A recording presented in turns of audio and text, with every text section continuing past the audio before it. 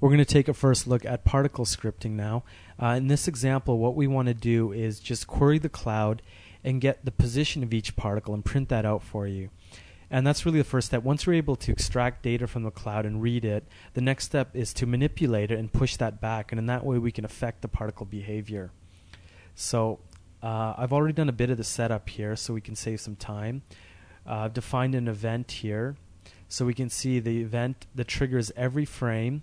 We want to evaluate the script, so we can just go to the script tab here. And the script is being evaluated for the entire simulation, so for the entire cloud, with having the script context set to per cloud here. So the first thing is we need to define a few variables to get to the data we need. So there's two things we need in this case. We need to get the number of particles in the cloud so we can loop through each one, and we also need to get the position of the particle. So there's two variables set up here. First, we've got p count is equal to the in particle collection dot count. So we look at our trusty help here, and I can't kind of enforce this enough with scripting. You really should rely on the help as your first kind of first line of defense, because it really has all the information you need and plenty of examples for all the different objects and properties. So again, you should refer to this as often as possible. So the particle collection basically represents, it's a collection of items representing the particles in the cloud. So that's exactly what we need, and there's a lot of different properties we can extract off that. So we can get things like the count, which is what we're looking for, the position array, velocity array, color array.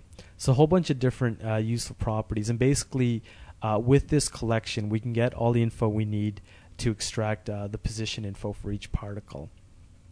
So the first thing we're going to do is get the count, so in particle collection dot count, and the next thing, to get the position array, we set the position array variable is equal to in particle collection dot position array. So that's pretty straightforward. We've got the two different properties we need now, and now we just need to set up a simple loop to go through every particle in the cloud and extract the XYZ component and then just log it. So for the loop, we do a simple loop through each particle. So for I is equal to 0 to p count minus 1. So p count representing the total number of particles in the cloud, and minus 1. Because we're starting the loop at 0, we subtract 1 here to get the actual particle number. So the first thing we want to do is just log the particle number. So log message particle and I. So for the first particle, we say we obviously start at 0. So we're going to log particle 0. And now what we want to do, because the position info is found in an array, in this case a two-dimensional array, what we need to do is extract the XYZ component separately. So you can really think about the array as a table of values. So along the top, you can have a series of columns. The first column represented here by 0, representing the X values. The second column represented by 1 here, representing the Y values. And the third column represented by 2 here, representing the Z values. And then on the opposite, the actual rows, what we can do is just go through the first row. So the first iteration, I will equal to 0. So what we're doing is getting the actual X position for particle 0. Then we're getting the Y position for particle 0, and then the Z position for particle 0. Obviously, to get more in depth with how to deal with arrays, you can look at some of the scripting help, but that's just a quick summary. So we're extracting the X, Y, Z there, and then we just need to log it.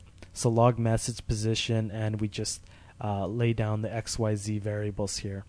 And then we have a next here to return. So for each particle, we loop through and then print out the X, Y, Z coordinates. So if I just step forward here, or we play the timeline actually,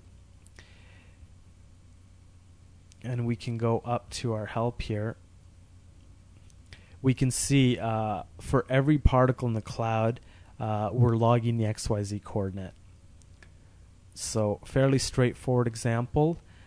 Next, we'll look at actually manipulating this data.